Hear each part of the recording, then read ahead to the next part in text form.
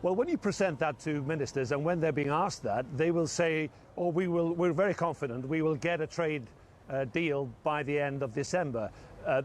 As we understand, the trade negotiations will start in March, so it's actually a shorter time than 11 months. They say that they're very confident that they can do that.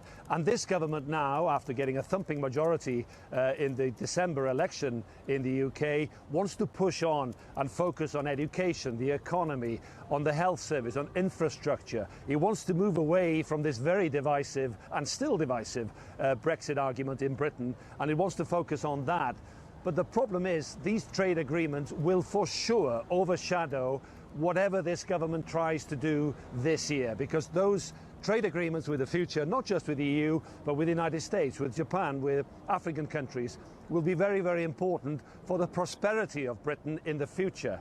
And once that question mark is not being answered coherently, clearly, by the government and by its supporters, that actually people in Britain are more prosperous inside or outside the EU, if there's no clear answer on that, then that uncertainty will grow. And you know what uncertainty does for business. Businesses don't like it.